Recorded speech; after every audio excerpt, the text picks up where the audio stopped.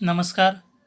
मी प्राध्यापक दगडूशेख परत एकदा आपलं या ऑनलाईन टॅली लेक्चरमध्ये स्वागत करतो. आजचा आपला विषय आहे स्टेजेस ऑफ फायनान्शियल अकाउंटिंग.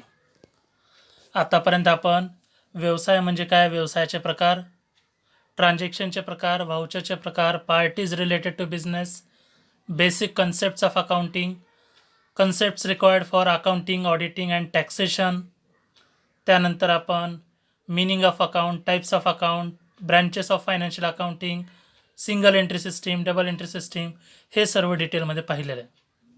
आज आपण सुरुवात करत आहोत स्टेजेस ऑफ फायनान्शियल अकाउंटिंग. कारण की तुम्हाला मी सांगितलं होतं की ब्रँचेस ऑफ अकाउंटिंगमध्ये 3 ब्रँचेस आहेत: फायनान्शियल अकाउंटिंग, कॉस्ट अकाउंटिंग आणि मॅनेजमेंट अकाउंटिंग. मॅनेजमेंट अकाउंटिंग करणं कोणालाही कंपल्सरी नाही आहे, ऑप्शनल आहे. कॉस्ट अकाउंटिंग फक्त कारखानदाराला कंपल्सरी आहे आणि फायनान्शियल अकाउंटिंग जगातल्या प्रत्येक व्यवसायाला कंपल्सरी आहे. मग तो प्रॉफिट असेल, नॉन प्रॉफिट असेल किंवा मॅन्युफॅक्चरिंग, ट्रेडिंग, सर्व्हिस ऑर्गनायझेशन असेल, जगातल्या प्रत्येक व्यवसायाला फायनान्शियल अकाउंटिंग कंपल्सरी आहे.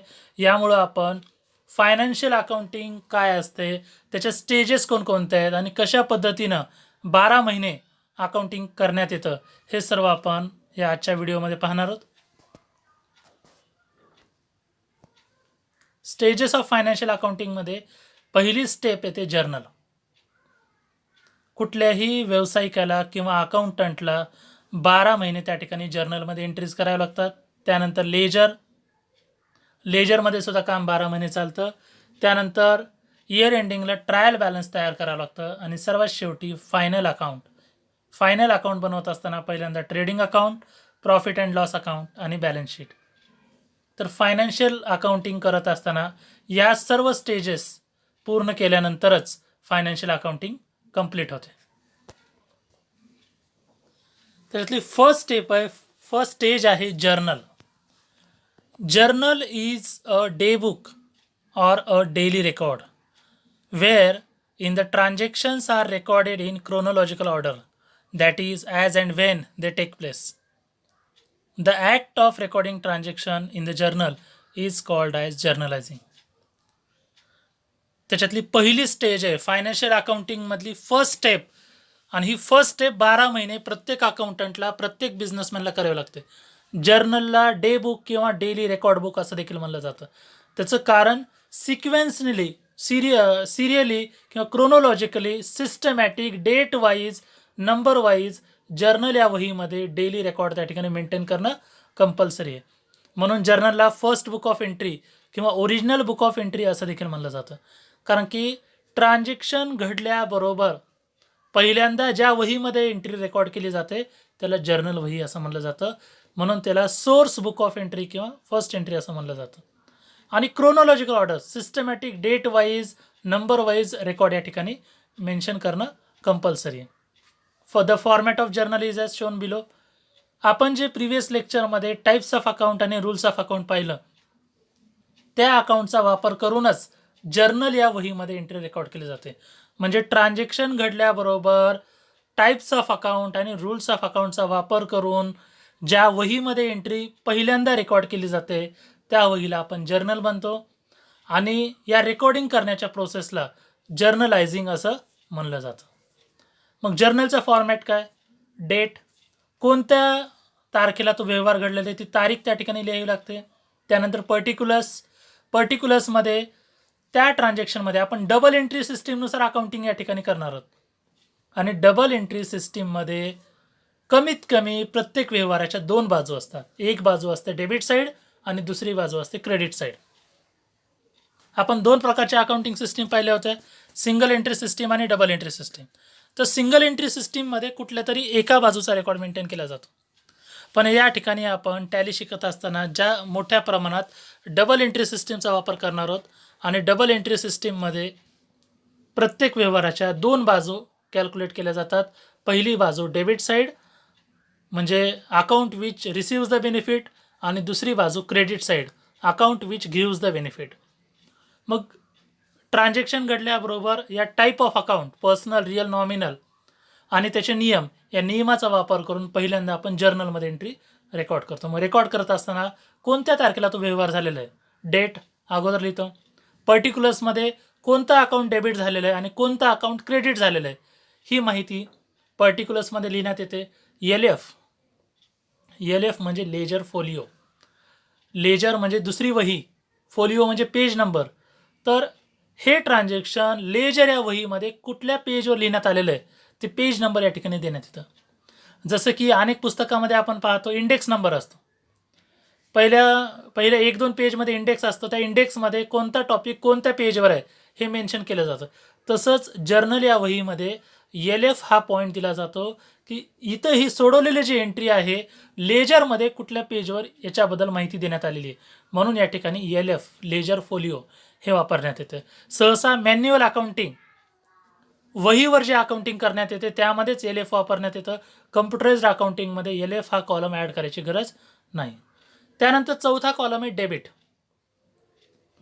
डेबिट साईडला जे अकाउंट आलेलं आहे त्याची अमाऊंट किती आहे हे डेबिट कॉलममध्ये लिहिलं जातं आणि क्रेडिट साईडला जे अकाउंट आलेलं आहे त्याची अमाऊंट किती आहे हे क्रेडिट साईडला लिहिलं जातं. For example mobile purchased in cash. तुम्ही 10,000चा मोबाईल कॅशमध्ये परचेस केलेला आहे. 15 जून 2020 तुम्ही 10,000चा मोबाईल कॅशमध्ये परचेस केलेला आहे. तर डेट कॉलममध्ये येईल 15 जून 2020. पर्टिक्युलर्स कॉलममध्ये येईल कोणता अकाउंट डेबिट झाले आणि कोणता अकाउंट क्रेडिट झाले.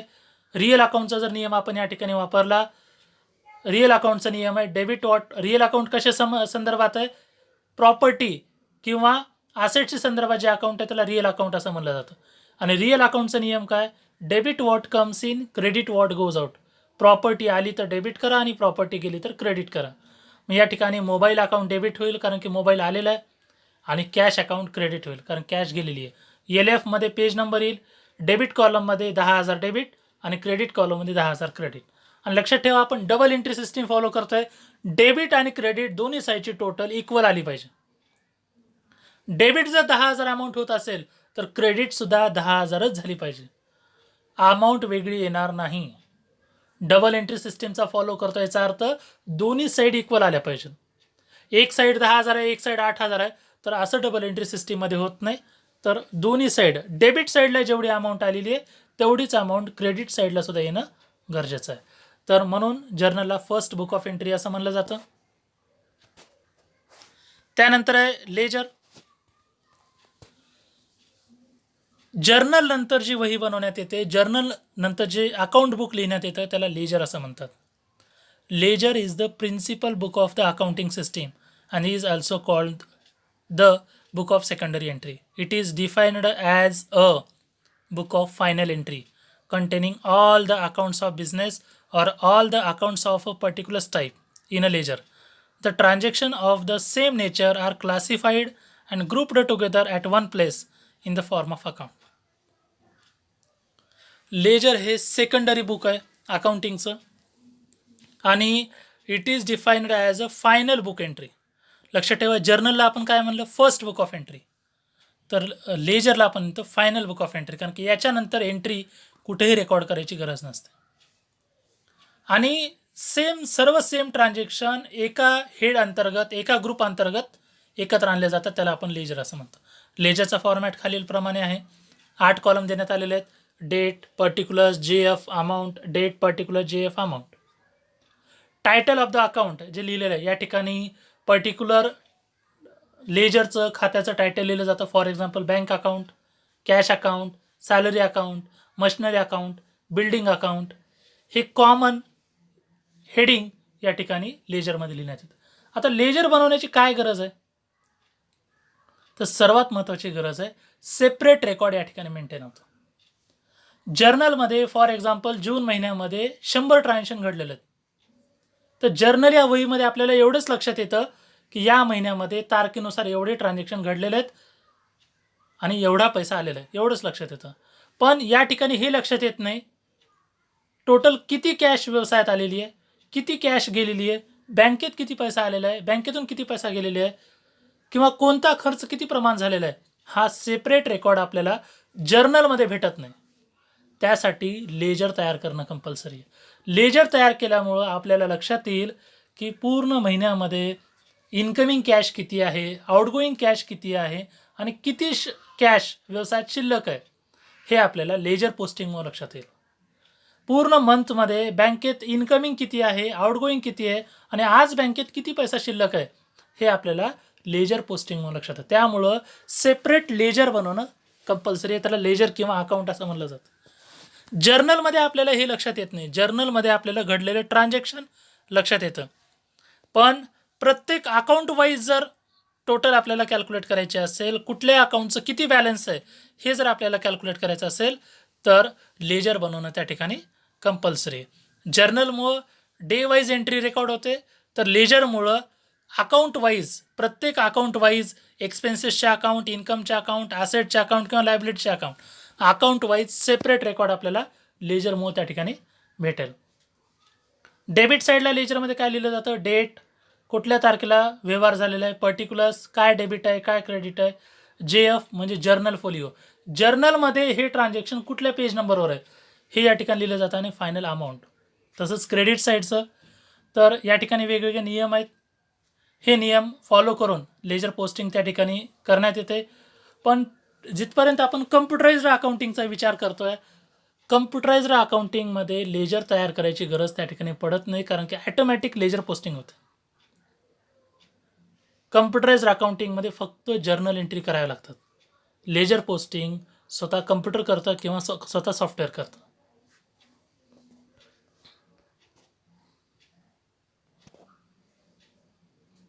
Difference between journal and ledger. तुम्ही विद्यार्थी आहात, शिक्षक, प्रोफेशनल किंवा व्यापारी आहात. तुम्हाला जर अकाउंटिंगमध्ये एक्सपर्ट व्हायचं आहे, अकाउंटिंग, ऑडिटिंग आणि टॅक्सेशनमध्ये एक्सपर्ट व्हायचं आहे, एक परफेक्शन करायचं आहे, तर तुम्हाला त्या ठिकाणी जर्नल आणि लेजरमधला फरक कळणं आणि जर्नल एंट्री करता येणं आणि लेजर पोस्टिंग समजणं खूप महत्त्वाचं आहे. कारण की याच्या बेसिसवरच तुम्हाला कोणत्याही व्यवसायाची परफेक्ट अकाउंटिंग करता येईल, ऑडिटिंग करता येईल आणि टॅक्ससुद्धा कॅल्क्युलेट करता येईल. त्यामुळे जर्नल आणि लेजरमधला फरक लक्षात येणं महत्त्वाचं आहे. मग काय फरक आहे? पहिला महत्त्वाचा फरक आहे जर्नलचा. आणि हे सर्व करत असताना हे लक्षात घ्या की आपण आतापर्यंत जेवढे काही कन्सेप्ट शिकवण्यात आलेले आहेत, आज आपण 12वा व्हिडिओ रेकॉर्ड करतोय. 11 व्हिडिओमध्ये आपण ज्या फंडामेंटल कन्सेप्ट त्या ठिकाणी शिकवण्यात आलेल्या आहेत, त्या कन्सेप्ट ज्यांच्या परफेक्ट आहेत त्यांनाच जर्नल किंवा लेजर परफेक्टली सोडवता येईल. आपण खूप कमी वेळात डिटेल नॉलेज देण्याचा प्रयत्न केलेला आहे. लक्षात ठेवा, जेवढं आपण ह्या 10 ते 15 व्हिडिओमध्ये तुम्हाला शिकवत आहोत तेवढं शिकण्यासाठी 11वी कॉमर्सला हे सगळं शिकवलं जातं आणि कमीत कमी वर्षभर हे सगळं नॉलेज देण्यात येतं. तेव्हा कुठं त्या सर्वांना लक्षात येतं. पण आपण फक्त 10 ते 15 व्हिडिओमध्ये म्हणजे जास्तीत जास्त 3 ते 4 तासामध्ये आपण पूर्ण फंडामेंटल सर्व कॉमर्स आणि नॉन कॉमर्स विद्यार्थ्यांना शिकवण्याचं काम करतो आहे. तुमच्यापैकी जे विद्यार्थी कॉमर्सला आहेत त्यांना तर हे सर्व 10-15 व्हिडिओ ऐकणं कंपल्सरी आहे, कारण की तुमचं कॉमर्स साईड आहे आणि तुम्हाला अकाउंटिंगचं फंडामेंटल परफेक्ट असेल तरच येणाऱ्या काळात जॉब ऑपॉर्च्युनिटी त्या ठिकाणी मिळतील. तुम्ही जर व्यापारी आहात तर व्यापाऱ्यांना सुद्धा हे सर्व फंडामेंटल माहिती असणं गरजेचं आहे, कारण की व्यापाऱ्यांना त्याच्याशिवाय लक्षात येणार नाही की माझ्या व्यवसायाची फायनान्शियल पोझिशन काय आहे, माझ्या व्यवसायाचा एक्सपेन्स काय, इन्कम काय, ॲसेट किती आहे आणि लायबिलिटी किती आहे हे लक्षात येणार नाही. त्याच्यामुळं सर्व कॉमर्स स्टुडंट्सना हे फंडामेंटल 10 ते 15 व्हिडिओ ऐकणं कंपल्सरी आहे, व्यापाऱ्यांना कंपल्सरी आहे. आणि नॉन कॉमर्स स्टुडंट ज्यांना अकाउंटिंग करिअर म्हणून निवडायचं आहे किंवा जॉब करण्यासाठी टॅली हे सॉफ्टवेअर शिकायची गरज आहे, नॉन कॉमर्स विद्यार्थीसुद्धा हे जर व्हिडिओ ऐकत असतील त्यांनासुद्धा पूर्ण अकाउंटिंगचं फंडामेंटल त्या ठिकाणी लक्षात येईल. म्हणजे हे आपण फंडामेंटलचे 10 ते 15 व्हिडिओ आपण इथं शिकवतो आहे, हे कॉमर्सच्या विद्यार्थ्यांना कंपल्सरी आहेत, व्यापाऱ्यांना कंपल्सरी आहेत. तरच कॉमर्सच्या विद्यार्थ्यांना चांगली नोकरी मिळेल, व्यापाऱ्यांना त्यांचा व्यवसाय व्यवस्थित हँडल करता येईल आणि नॉन कॉमर्स विद्यार्थ्यांना देखील हे जर सर्व लक्षात आलं तर त्यांनासुद्धा त्या ठिकाणी चांगली नोकरी मिळू शकेल. त्यामुळं हे एक 3-4 तासाचं जे फंडामेंटल आहे, आपण 10 ते 15 व्हिडिओ जे फंडामेंटलचे बनवलेले आहेत, आज आपण 12वा व्हिडिओ घेतोय, 15 व्हिडिओमध्ये हे सगळं फंडामेंटल संपणार आहे. तर जे विद्यार्थी हे फंडामेंटल व्हिडिओ ऐकेल त्याला टॅलीच नाही, जगातलं कुठलंही अकाउंटिंग सॉफ्टवेअर हँडल करता येईल. आपण हे फंडामेंटल तयार करत असताना टॅली सॉफ्टवेअरवर फोकस करून फक्त बनवलेलं नाही आहे, तर हे फंडामेंटल आपण समजल्यानंतर जगातल्या कुठल्याही अकाउंटिंग सॉफ्टवेअरमध्ये तुम्हाला अकाउंटिंग करता येईल अशा पद्धतीने हे फंडामेंटल बनवलेलं आहे. म्हणजे आज तुम्हाला जर हे 15 व्हिडिओ समजले आणि याचं नॉलेज जर तुम्ही परफेक्ट केलं, तर कुठेही तुम्ही अकाउंटंट म्हणून गेलात, तुम्ही व्यावसायिक आहात आणि कोणतंही सॉफ्टवेअर जर तुम्ही वापरत असाल तर तुम्हाला तिथं अकाउंटिंग करता येईल. कारण की जगातल्या प्रत्येक अकाउंटिंग सॉफ्टवेअरचं फंडामेंटल हेच आहे, जे की आपण या 15 व्हिडिओमध्ये शिकवलेलं आहे. त्याच्यामुळं सर्वांनी फक्त टॅलीपुरतं मर्यादित न राहता सर्वच अकाउंटिंग सॉफ्टवेअर जर तुम्हाला समजून घ्यायचे असतील तर हे फंडामेंटल समजून घ्या. जर्नल डिफरन्स आपण पाहत होतो इथं. It is the book of first entry. जर्नलला फर्स्ट बुक ऑफ एंट्री असं म्हणलं जातं. टाईप्स ऑफ अकाउंट आणि रूल्स ऑफ अकाउंटचा वापर करून पहिल्यांदा ज्या वहीमध्ये एंट्री रेकॉर्ड केली जाते त्याला जर्नल असं म्हणलं जातं. म्हणून जर्नलला प्रायमरी बुक ऑफ एंट्री किंवा ओरिजिनल बुक ऑफ एंट्री असं म्हणलं जातं. लेजरला इट इज द सेकंडरी किंवा फायनल बुक ऑफ एंट्री असं म्हणलं जातं.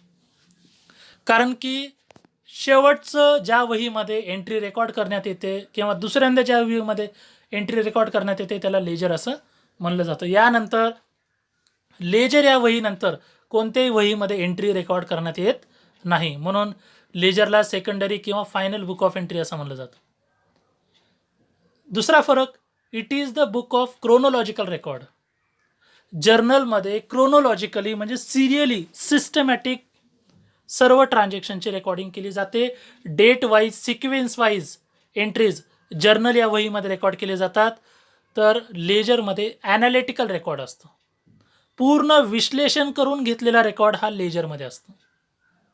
आणि जर्नलमध्ये डेट वाईज आणि क्रोनोलॉजिकल सिक्वेन्सली रेकॉर्ड असतो. तर जर्नलमध्ये विश्लेषणात्मक ॲनालिटिकल रेकॉर्ड म्हणजे एका ठिकाणी तुम्हाला सगळं भेटेल. जर्नलमध्ये तुम्हाला एका ठिकाणी सर्व एंट्रीज भेटतील, पण एका सेपरेट अकाउंटचं किती बॅलन्स आहे हे जर्नलमध्ये कळणार नाही. पण लेजरमध्ये तुम्हाला त्या व्यवसायामध्ये जेवढे अकाउंट आहेत प्रत्येक अकाउंटचं इनकमिंग आउटगोईंग आणि किती शिल्लक आहे हे विश्लेषणात्मक रेकॉर्ड लेजरमध्ये मिळेल. Journal is a book of source entry gets greater importance as legal evidence. Journal हे सोर्स एंट्रीचं बुक आहे, म्हणजे पहिल्यांदा या बुकमध्ये एंट्री करण्यात येते. म्हणून उद्या चालून जर काही लिगल प्रॉब्लेममध्ये जर व्यवसाय अडकत असेल किंवा काही अडचणी येत असतील तर जर्नलला लिगल इव्हिडन्स म्हणून महत्त्व जास्त आहे, तर लेजरला लिगल इव्हिडन्स म्हणून महत्त्व कमी आहे. कारण की जर्नलच्या बेसिसवर लेजर बनवण्यात आलेलं आहे. त्यामुळं कायदेशीररित्या जर कुठं पुरावा म्हणून जर कोणतं बुक महत्त्वाचं आहे तर ते जर्नल आहे. कारण की पहिल्यांदा एंट्री जर्नलमध्ये रेकॉर्ड करण्यात आलेली आहे. त्याच्यामुळं लिगल कुठल्याही प्रॉब्लेम्समध्ये जर्नल या वहीला जास्त महत्त्व दिलं जातं. चौथा महत्त्वाचा फरक आहे, transaction is the basis of classification of data. आपण ट्रान्झॅक्शनचे प्रकार पाहिलेले आहेत, कॅश ट्रान्झॅक्शन, क्रेडिट ट्रान्झॅक्शन. तर डेटा क्लासिफिकेशन करत असताना कोणतं ट्रान्झॅक्शन घडलेलं आहे, ते ट्रान्झॅक्शन कॅश आहे का क्रेडिट आहे. मग ट्रान्झॅक्शन घडल्यानंतर टाईप ऑफ अकाउंट कोणतं आहे, पर्सनल आहे, रिअल आहे का नॉमिनल आहे, आणि कोणतं अकाउंट डेबिट होतं आणि कोणतं अकाउंट क्रेडिट होतं हे जर्नल एंट्री करताना लक्षात घेतलं जातं. ट्रान्झॅक्शन कोणतं आहे, कॅश ट्रान्झॅक्शन आहे का क्रेडिट ट्रान्झॅक्शन आहे, पहिल्यांदा हे समजून घेतलं जातं.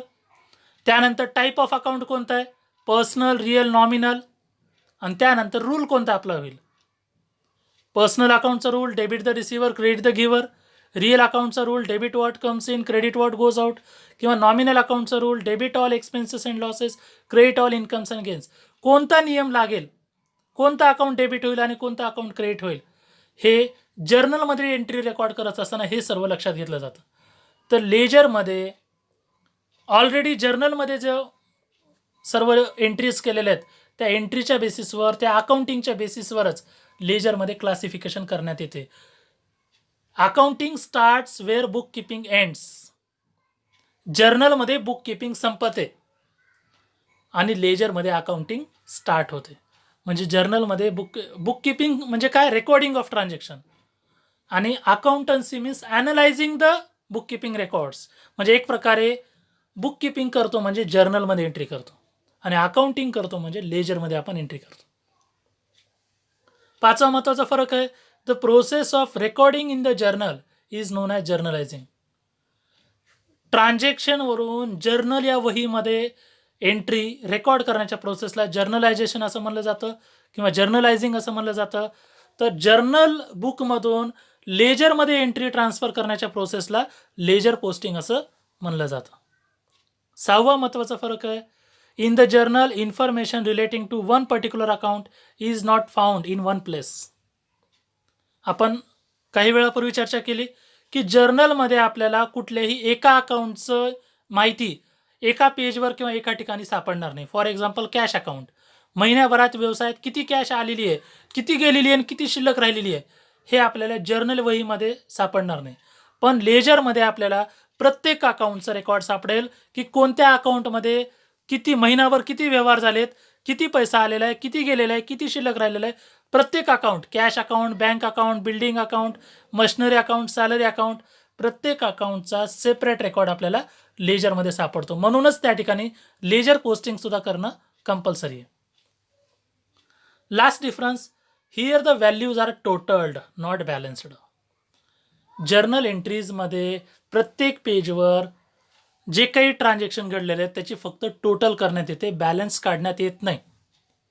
पण लेजरमध्ये प्रत्येक लेजरचं बॅलन्स काढण्यात येतं. फॉर एक्झाम्पल, जून महिन्यामध्ये 20,000 रुपये इन्कमिंग आहे आणि 18,000 रुपये आउटगोईंग आहे.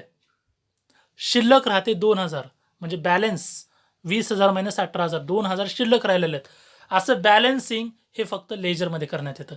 तर जर्नलमध्ये फक्त दोन्ही साईडची टोटल, आणि आपण डबल एंट्री सिस्टीम फॉलो करतोय. डबल एंट्री सिस्टीममध्ये डेबिट आणि क्रेडिट दोन्ही साईड इक्वल येतात.